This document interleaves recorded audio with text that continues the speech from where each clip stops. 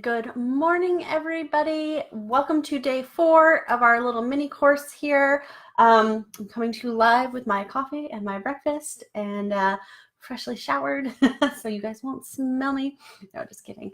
Today I wanted to kind of do like Q&A, kind of wrap everything up. I wanted to remind you guys that the doors are now open at the crazy low price through next week of $197 for this self-study branding course. So what that is it's self-study. You get to do the modules on your own. You get to work through the workbook on your own, but it's still hours and hours of great content, and you'll be able to create something amazing when you've finished it. So that's that. But I wanted to make sure that you guys know that the price is going back up $100 next week. So if you wanted to get in at this low price, I don't know if I'm going to be offering it again at this low price. So make sure you guys hop in on that before a week from now, because I believe it'll probably be actually Saturday by the time the price goes back up. So you'll have through Friday. I wanted to address one question that came in yesterday about how do you confidently get your spouse on board? I didn't actually face this particular struggle because my husband was like, whatever you want. And he knows that I'm, a businesswoman and I have all these business thoughts and everything. So he was supportive of that, even though he told me like, look, you don't have to run a business. You don't have to do these things. So based on having spoken with over the last year with one of my biz besties, Nicole Santer, who is, I still say she's basically the relationship expert. It's always been her recommendation to just kind of bite the bullet and have that hard conversation.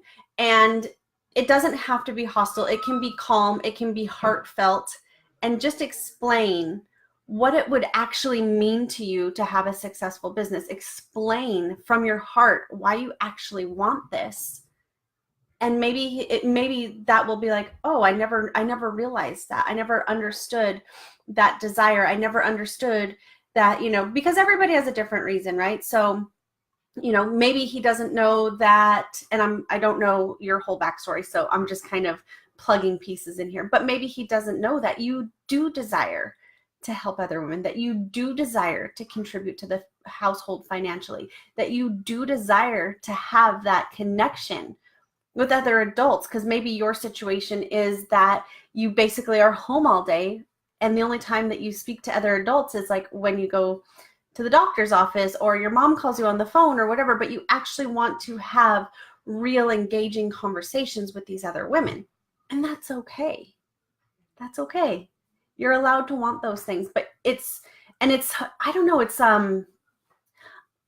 hard and it's scary sometimes to reach out and start the conversations.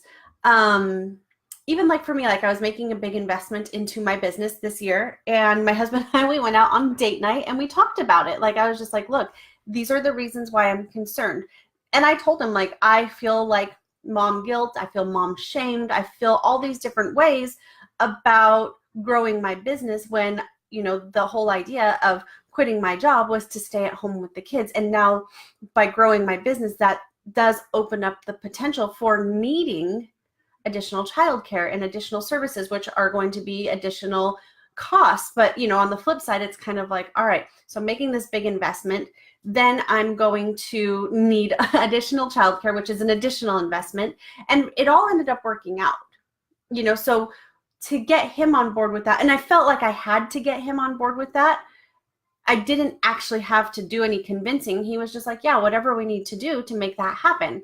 So after explaining my vision, explaining my desires, explaining why I wanted to do it and what it meant to me, like at a soul level, like in my heart, he was like, yeah, like give it a shot. What's the worst that'll happen? It doesn't work. And then it's no big deal.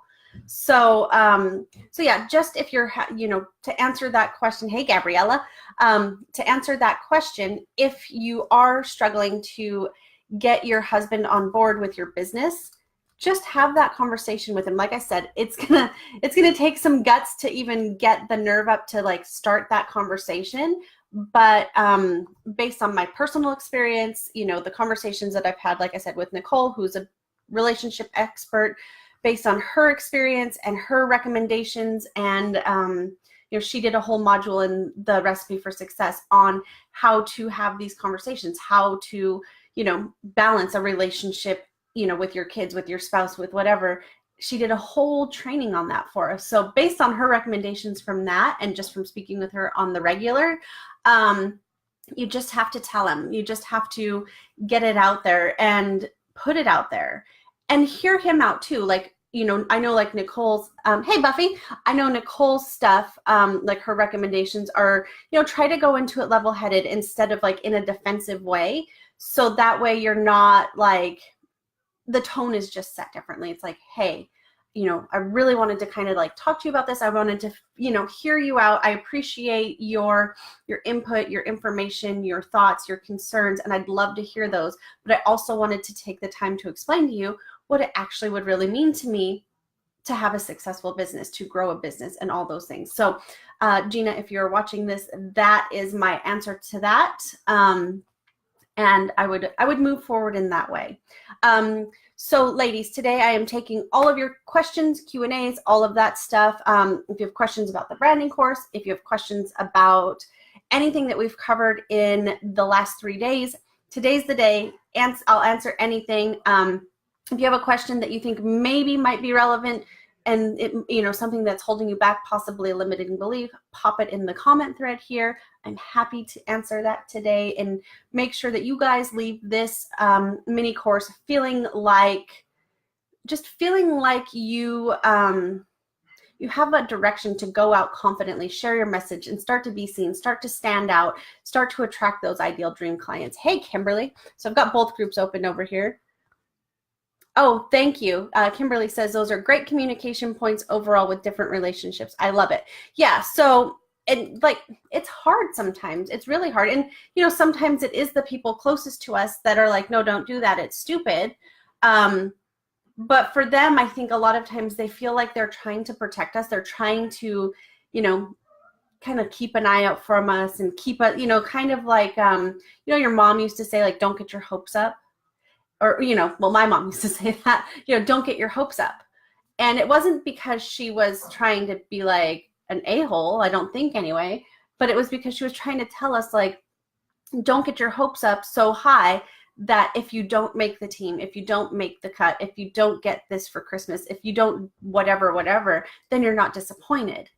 So I feel like a lot of times, you know, one, those relationship things, they come from truly not understanding what it means to you, not understanding what, you know, the whole big picture, you know, that maybe it's not a pyramid scheme or whatever, you know, whatever the situation is.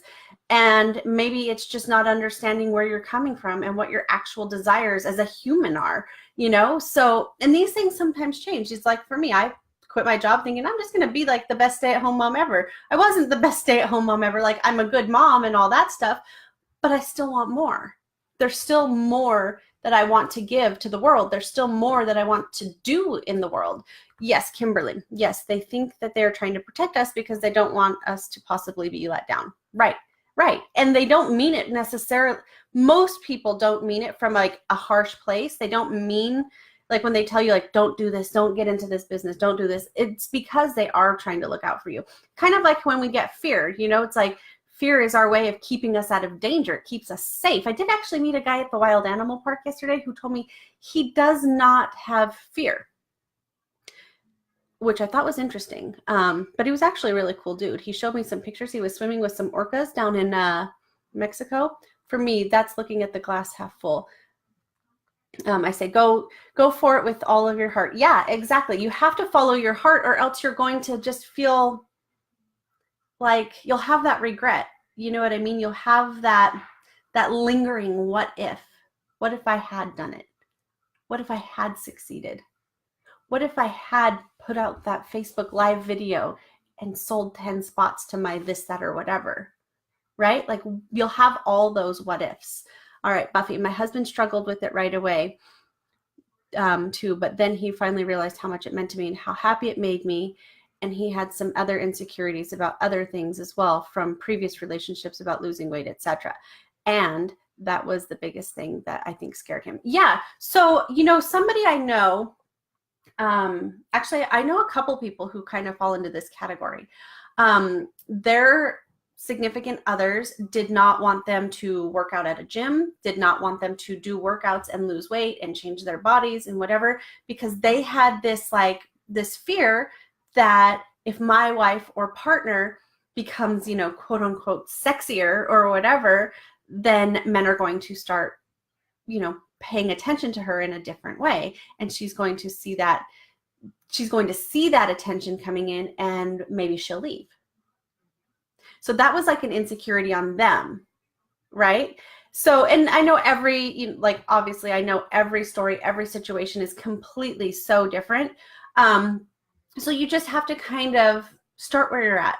Take those first steps, open up the door for civilized conversation, and really just, get the guts to just be open and honest and forthright and just share from your heart, and that usually tends to be pretty helpful. At least it has in my experience. So yeah. What other questions have you guys got for me? Let me go back through my notes over here and make sure that there's nothing that I left out from the last couple of days. I think we're pretty good. So we talked about fear a lot. We talked about how, fear is part of our DNA. It's part of our makeup. It goes back, to the beginning of time, just as same as storytelling, right? And even sometimes that storytelling is something scary that happened and we were able to overcome it, right? Maybe it was a caveman being chased down by a saber-toothed lion and he got away, or maybe he got the lion and that was dinner. Stories, they go back. And fear has been instilled in us, that fight or flight. It's in our brain. It's in our chemistry. You can Google it, research it, all that stuff. It's meant to keep us out of danger. Luckily, we don't have too many like saber-toothed lions or whatever around to put us in physical danger in that way.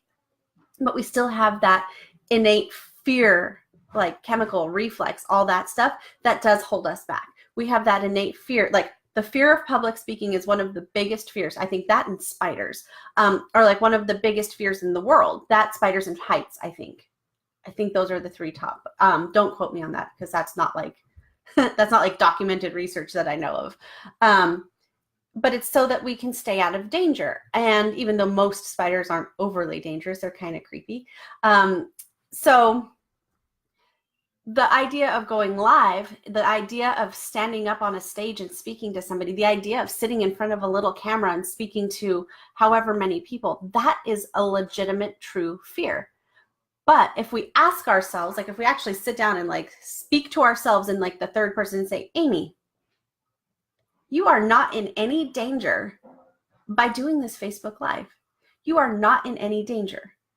What you are doing is you are going to press go live. You are going to be one step closer to your business goal, your financial goal, your success goal, whatever it is, whatever the reason is that you're going live, you're going to be one step closer to that. And speaking to yourself in the third person almost kind of, I don't want to say gives you like an out of body experience, but it kind of removes you from that fearful place. And when you're like, hey, self, like get it together.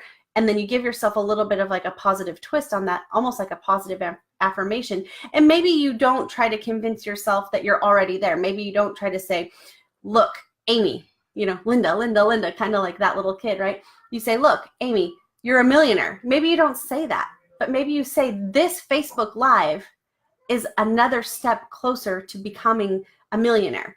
And then you're like, okay, that's tangible. I can actually get behind that. Right? So for you guys, it's like, all right, this Facebook Live is getting you one step closer to that $1,000, $5,000, $10,000 month success club, this, earning your cruise, earning your trip, earning whatever. And that is a little bit more attainable than saying this Facebook Live is going to put you on a cruise ship. That's probably, we're smart, and as humans, we're a very smart species. So sometimes it's hard for us to really wrap our brain around that further end goal. But if we say, like, you are on your way, you're taking that next step, it'll get you there a lot quicker. And it's something that you can actually, like, convince yourself of. All right. That's why you need to sit down with them and find out what their insecurities are, and then maybe help them see things differently.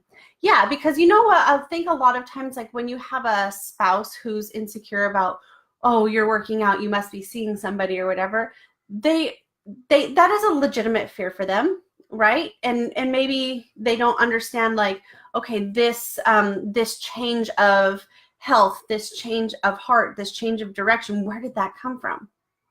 Maybe they don't see that for so many of us that it was something that was so heavily insecure for ourselves, like something that, like, weighed us down. Because I feel like, myself included, that most women who I've spoken to, this is not every woman, but most women who I've spoken to, especially after having children, are so insecure in their bodies, in their confidence, because, and there's scientific studies that have shown, I think I did this in a live not too long ago, a couple weeks ago, but there are scientific studies that show that women who have children, in that first 6 months, they start to have, the body image issues. They start to feel insecure.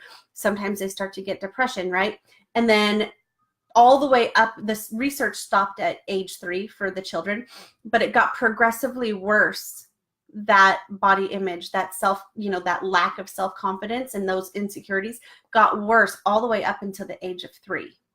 And I don't know, the research wasn't, didn't really say why after the age of 3. I have got to sneeze, you guys. Sorry. Maybe by telling you guys that it won't make me sneeze. So that's like a thing, like that's like a legitimate, like, and I think that study was done by Harvard. So I find Harvard to be a pretty reliable source, the Harvard medical team and their researchers. So I'm going with that. I'm sure there are people who will try to shoot holes in that, but I don't care, whatever.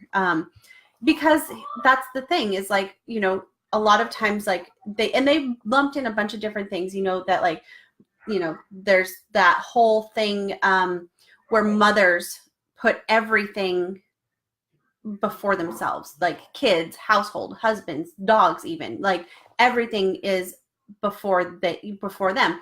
So they shower less, they sleep less. And that was one of the biggest components, was the lack of sleep, and how that physically affects your body and physically affects your, your hormones and your chemicals and everything. It just functions all out of whack. And that throws things off too. And it's like a real thing. Like, that lack of sleep is such a real thing.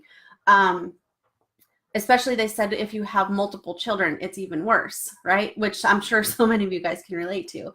But it's like a legitimate scientific thing, that your body and your mental state and your self-confidence all go back to having a good night's rest. And some of you guys are probably sitting on the other side of the screen laughing, like, yeah, if only I could have a good night's sleep. So I get that. I feel you. And I don't know what the solution is for that. I honestly don't know what the solution is. But that is a factor. So our self-confidence dips. And then, so maybe it takes you until your child is 3 years old, and, maybe your partner is used to you being frumpy and not wearing any makeup and not putting yourself first and not doing anything. So it might seem like a sudden shift in your behavior, like, whoa, what the hell is she doing? Why is she doing this? All of a sudden, she's like taking a shower. She put on makeup. That's me today. I put on a little bit of makeup because I actually have to leave the house. She took a shower. She put on makeup. Like, she's wearing jeans. She's working out. Like, why is she feeding me this rabbit food? Like, what the hell? So a lot of times they do kind of, it's sudden for them, because maybe that's how it's been for that 3-year period of time. Then all of a sudden you're like, oh, I've been sleeping, and oh, I'm finally like sick of whatever my situation is. And you go ahead and you start to move forward. Hey, Bonnie. So like I said, that was a study from Harvard. So you guys can actually probably Google it and look it up. But yeah, I definitely feel like Harvard is a reliable source. But kind of getting back to it. So when you share your posts, I want to kind of give you guys a couple of little tips. There's a few things that you do in your post copy. right? And so it's kind of like the formatting of when you post. This is the same for your email. So in your email, and this was something that I'd learned from Holly Tack, actually. Oh, Bonnie says that totally makes sense. Yeah, I mean, even it doesn't matter if you're a stay-at-home mom, a work-at-home mom, and even Bonnie, now your kids are grown, but at the end of the day, if it came down to it, you would put your children and their needs before your own, right? And even, you know, even 20 years later, right? So, and I think that that's, you know, it's like kind of like a backwards misconception, because if you don't take care of yourself, it is really, really hard to take care of somebody else. So going through posting in your Facebook threads, like your Facebook posts, and also in your email. So one thing that I learned from a copywriter is that you don't want your paragraphs, quote unquote paragraphs, to be more than 3, maybe 4 sentences long, like lines long. You'll want to put like a space in between those. And the reason is because it breaks it up. It makes it a little bit easier to obtain. So if any of you are like me, and I do this all the time, and you're like scrolling, you need those breaks, because you'll only pick up on some of the main points. So you can, if it's in an email, you can bold it, you can change the color, you can underline it, something that you want really to stand out. But even like if you don't, some of you guys may not be into like emailing your clients yet, or your potential clients, or your list. But even if you go through like in your Facebook stuff. So in Facebook, you can use emojis and stuff, and it won't flag it as spam. In emails, it sometimes will flag you. And even like Infusionsoft, they won't even let you use emojis, which pisses me off. But that's a whole nother story for a whole nother day. But yeah, you do like little, you kind of just, you can do like a bullet point thing, and you can use an emoji for that bullet point. You can do, but keep it so that it's like 3-line chunks and then a space, 3-line chunks and then a space. And that's 3 lines or less. It can be 2 lines. And then when you're thinking about putting in like your emojis and stuff, give it some thought, make it appropriate. Don't just use like one emoji the whole time, like heart, heart, heart, heart, heart, heart, heart. Make it appropriate. Like, hey, I have an announcement. Use the little guy with the little, you know, looks like he's giving an announcement, or use a microphone or whatever. If you're talking about like, I asked the universe for this and I manifest it, put a little picture of the universe or the world, or like some sort of shooting star or something that's applicable in there, but keep it broken into those little categories, right? Another thing, this goes back and forth, so you can do trial and error on it, is some people say if you put a link to something in the actual description, that it will get like in the algorithm. However, one of my coaches does it all the time, and her freaking algorithms are through the roof. Her suggestion, so this one will be trial and error for you.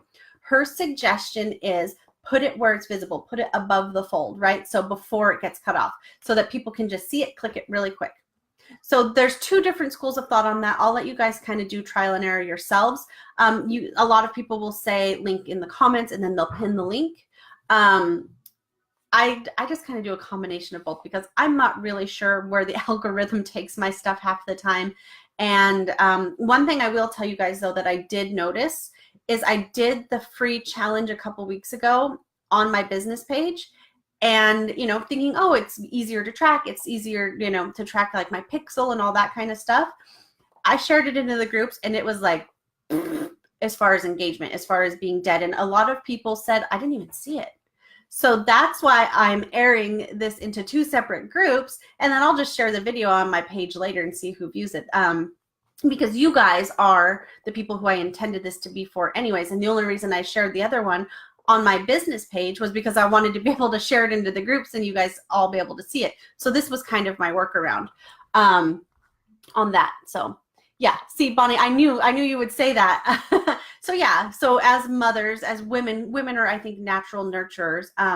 We do tend to put the needs of our kids, our families, even our pets, everything ahead of our own. Like, oh my God, I can't take a shower till I feed the dog. Oh my God, I can't take a shower till I go feed the horses, whatever. I came to you guys yesterday, I had hay in my hair. Like, you know, it's just one of those things. And it's hard to let go of, and it's hard to shift that our self-care should come first. Like, we should get up and take a shower and put ourselves together if that's what makes us feel good. We should spend that 30 minutes going for a walk or doing a workout and eating well. And, you know, it's just a hard thing, you know. And one thing that I heard, who did I hear say it? I think it was Rachel Hollis in her book. And I say heard it because I don't actually read the books. I do audio. Is that she was having some health issues and her doctor was like, well, what are you eating? And she's like, well, I'm eating, it was Carl's Jr. I don't remember what it was from their chicken strips or whatever. And he's like, would you feed your kids Carl's Jr.? And she was like, oh, hell no, I would never feed them that. And then it like hit her and she was like, oh, shit. I wouldn't feed that to my kids, but here I am just like stuffing my face with it because it was, she was out to work or whatever and it was convenient. So even just the little things like that where it's like, okay, I'll make this nice lunch. And I do this for my kids, pack them a nice lunch and make them a sandwich fresh and put in like cut up fruits and vegetables. Well, he doesn't eat vegetables, so it's mostly fruits. I'll make him green juice, like all these things. And then it's like, I'll get busy. And so here it is. I still have my breakfast sitting here. I haven't even eaten it yet. So that's a lot of it too, is we put ourselves first. So when you get to thinking and start to post, use that kind of format. See if it gives you, any different, especially if your copy is going to be a little bit longer. Try to break it up in that way. So that way it's a little bit easier to consume for your people. When you don't know what to post, being honest with your soul and your inner child. I love this, with your inner child and letting her out. So like you can even go back and you think about so for me now, I think about when I was a little kid, I had, and the color then was mauve. Now it's rose gold, right? The color then was mauve. Now that's all part of my branding because I've always loved that color. But now rose gold is starting to be trendy and I'm kind of like, oh, so it's kind of hard to, and that's like a post that I could do, like how when I was a little kid, I used to love horses. And now that I'm a big kid, I still love horses. And now I have my own. Like if you can't think of anything to share, think about something so simple like that, something that you can get to know your clients with. Give them some education, teach them something. That's our jobs, is to teach our clients, to teach our potential clients so that they see us as an expert in our field. If you don't know what to teach your clients, you may want to reconsider what you're doing with your business, or maybe look inward and be like, actually, I do know a lot of shit. Like I do know some stuff. These are the things that work for me. These are my mom tips. These are my recipe tips on how to make my kids eat their vegetables. These are all the things, and you can teach that. So when you're feeling stale and you don't want to just post sweaty selfies or whatever your upline or whoever tells you, really kind of think about what you can share about yourself, what's going to make you kind of stand out, what's going to be relatable. How many of you guys had freaking mauve carpet and comforters and whatever when you were little kids? How old that was, 20 years ago when I had that stuff, maybe a little longer. So another thing to remember is that you are not your upline. It is very, very important for you to look within, be different. If you have an upline or a mentor or whatever, it's very important for you to look at yourself and be like, this is my story. This is my truth. We talked about that on day one, is knowing your truth, knowing your unshakable why. It's going to be different. So your posts need to be different than your uplines, because otherwise people, you have to just be able to stand out in that way. It's also okay to unfollow anybody who makes you feel bad or makes you feel insecure. That can be a past mentor, a current mentor, a family member, a friend, somebody who you don't actually know. You can get rid of them. You don't have to, even if it's like your mom, say, you can unfollow them. Or now they have that take a break thing. You can unfollow them just so that their stuff doesn't flow up in your news feed and lower your vibe. That's a totally easy way to do it, and you don't get a lot of backlash. Also, it's safe to be yourself. It's safe to stand out and own who you are in an aligned way. That's totally safe for you. There's no danger. We go back to that whole fear and fight or flight. There's no danger of you being you. We are afraid of what other people will think. We're afraid of being insecure. We're afraid of being judged, but that's not actual danger. It's not necessarily actually going to harm you, right? So when you speak your truth, you're speaking your brand. And when you're living your truth, you're living your brand, and then it all just comes together. And then you're not getting out there and feeling like you have to put on this whole facade to fit into this mold. You just come at it as you, and that's what people are going to love. And it's not going to be that hard. People aren't going to be like, oh, well, Amie doesn't like mom shamers. Shame on her. No, nobody says that. And if they did, they can F off, like, right? You know, like, so being your brand and living your brand, that's important. But it's really hard to live your brand if it's not unique, if it's not authentic to you, if it's not real, right? So getting out there, doing all that, doing all the things that are on brand, your vibe, your truth, how you speak. Like, I speak to you, like, I'm Bonnie, she's over here in the other group. She can attest to this. I'm speaking to you guys the same way I would sit down and speak to you in person across the table. There's no like radio announcer voice, like that whole, like, I think I used the let's get ready to rumble thing, you know, there's none of that. This is my real chipmunk voice that you guys are getting, not filtered, not anything. Like, yeah, I do have this, I'm probably going to get in trouble from my podcast producer. I do have this microphone here just so it's not like pingy when she's, you know, editing things, but it's my real voice. It's my real tone. It's my real conversation. It's just who I am. This is my vibe. I'm happy to share when I'm like on super high vibe, when I'm excited about something. I'm happy to share like a rant when something's up, right? That's just, it's part of my brand. I'm real. I'm kind of that girl next door type of brand where it's like, okay, she's a real human. I get what she's going through. I'm not the drinking champagne in a ball gown in front of the Eiffel Tower type of coach. That's not my brand. It's probably not even in my reality. It's not on my bucket list. So all those things. So the things that you stand for, the things that you stand against, what your truth is, what your unshakable why is, that should be everything that you're living as part of your brand. And that should be easy to share as part of your brand because it's your truth. And the things should just come to you like, oh, this is what I'm thinking about today, or this triggered me over here, so I'm going to do a post about it here. And just sharing who you are. At first, that seems really hard to do. But once you just start saying like, oh, I'm not going to filter myself, I'm not going to water down that message, you can get out there and type all kinds of stuff. And the ideas just come to you when you're not holding them back. When you're not holding those ideas back, it's so much easier to just let them flow. Okay, so then, you know, you think about the things that you're going to post. Are you afraid? What are you afraid of? Okay, Bonnie, your real personality, being brave enough to be you. Yeah, so that's just it, is you have to be brave enough to be you, to be yourself. And I don't know why. I'm sure there's some science on it. Maybe I'll look it up one day. I'm sure there's some science on it. But being brave enough to be yourself is really scary sometimes. Even like for me, I used to show up in a way that like, okay, I have to post this way to attract these clients, to attract these people. But the truth is now that I show up and I'm just kind of like, whatever, this is my story, this is my truth, this is what I stand for, this is what I stand against. It's so easy. And you know, people are joining these communities every single day. And that's how when they say it gets to be easy, that's what they mean. It does get to be easy in that way. So with that being said, just be you.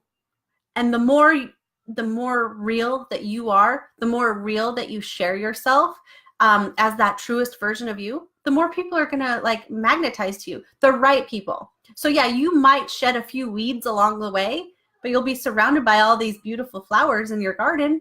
And that's what it's all about. That's what you really want. You want the people who are like you. You want the people who want to hear your message. You want the people who desire to be around you, who aren't going to be like, you know, putting you down. You don't need that. You just don't need that crap, right? Okay. So I want you guys, I'm going to do one last thing before we hop off here. I want you guys to write down everything you've been trying to force, hide, or pretend to be. So if you've been trying to show up as that perfect whatever, and you're like massively, beautifully imperfect, let her go. Let that girl who you're trying to be, let her go. Say adios. So write down all the things. Write down all the things that you felt like you needed to do to be a successful coach, that you needed to do to be a successful mom, that you needed to do to be a successful wife, that you needed to do to be a successful employee. All of those things. Write it down. And if you have a safe place to do so, light it on fire. Burn it. Get rid of it. Bury it in the ground. Whatever. So, okay, now I want you guys to think about that later. Get rid of that. It's already burned down, right? Make a list of what describes you, what really describes you. Don't filter yourself. Don't hold yourself back. Just brain dump this, right? What really describes you, what you really stand for, what you really stand against, what's really on your heart, what's really in your soul, the things you wish you could say, but you don't. Write all those down. Now, I want you guys to close your eyes. I suck at meditation, so this is not a meditation. I want you guys to think and visualize if you had $10 million right now, $10 million just sitting in the bank. There was no pressure to earn a single dollar. How would you show up in the world? What would you say? What would you offer? How would you carry yourself? What would your body language look like? Okay, so now that your eyes are closed, I want you guys to really think about this future. What would you wear? What color would that thing be that you would be wearing? Maybe it's a beautiful dress or shirt or whatever. Maybe it's still your Lululemons. What would you wear? Do you find that you are leaning maybe towards one or two particular colors? Maybe that's something you should think about in your branding. How does this outfit that you're wearing, how does this confidence in the way that you're showing up, how does that pressure being released from not having to do anything heavy or hard, because you've already got the $10 million in the bank. So all you have to do is show up and share your message and everything will fall into place. How does that make you feel? Now think about all the things. It's not about being trendy. It's about being you. Your color could be neon green, and that's okay. There's nothing wrong with neon green. So just kind of think about all those things as you start to put like the concepts for your branding together. You know, think about what's in your personality. Are you always late? Are you always 10 minutes early? Do you hate rules, or are you a stickler for the rules? Do you have a squirrel in your brain like I do? Are you silly and wacky, funny? So those are like some of your own traits that should be portrayed in your posting, in your branding, as part of your personality, as part of who you are. It's part of your reality, just as much as like I can say my eyes are green, my hair is brown, even though I could probably change the color of my hair, but whatever, you know, at the end of the day, I'm still a brunette, right? Now think about some of like your business traits. Do you come to your business from a place of really strong integrity? Are you super, super confident? Or is confidence something you've had to work on? Are you bold? Or are you scared? Or did you overcome something that helped you find your boldness? Are you into personal development? Like all those types of things. Now, talk about some things that are maybe going back to like your own traits, but they're just like your personal accolades, if you will. Like maybe you're a mom. Like I'm a mom of 2 crazy boys. I live on a farm. I don't always love to work out, but you know, I do it. Sometimes I cuss, I say the F word, you know, things like that. Think about all those things because that's all part of your brand. It's all part of your brand. And when you start to think about all that stuff and you look inward and you can share those traits, people can really get to know you. They can actually feel like they're connecting to you. And being a personal brand or a lifestyle brand, which almost all of us are, people require that connection, you know, that know, like, and trust so that they can move forward with us, so that they feel comfortable and confident in saying like, okay, I feel like I know Amie. I feel like I know Bonnie. I feel like I know you at like a more of a personal level. So yeah, I'm going to give you my trust and I'm going to probably give you my money to help me out because I feel that connection with you. So when you speak your truth, this is when you really start to connect your vibe. So think about what vibe and tone you want to have. So in your groups, in your posts, in your Facebook page, like you want that tone and vibe to be consistent across all of your platforms because that's you. All of those should be a reflection of you. So say goodbye to your fears. Try to be the most confident version of yourself. And sometimes this means starting to do a little bit more self-care, starting to get up and take more showers, starting to put on a little bit of mascara, starting to go for an extra walk, starting to do a workout, eat cleaner, whatever. Once you start taking care of this vessel that you are carrying yourself in, that vessel is like kind of like your car. If you neglect it, it's going to break down. Do you want to be a broken down car on the side of the road, or you want to be that Corvette that's like, yeah, look at that car? You know what I mean? And it doesn't have to be like in an inappropriate way, but you want to be that high performance machine. So take care of yourself. All right, ladies. And that's all I have. The doors are open for the self-study branding course. The price goes up $100 next Friday. And well, it'll probably be next Saturday morning by the time I get around to updating it. And that's it. I hope that you guys turn in your workbooks. I will announce tomorrow the winner of the free course. And if you are the winner and you've already purchased, you will have a choice to get a voucher for the next course, or you'll get a refund. So that's everything. Talk to you guys later. Have a great Friday if you count the days and track the days, and I will talk to you guys soon. Bye.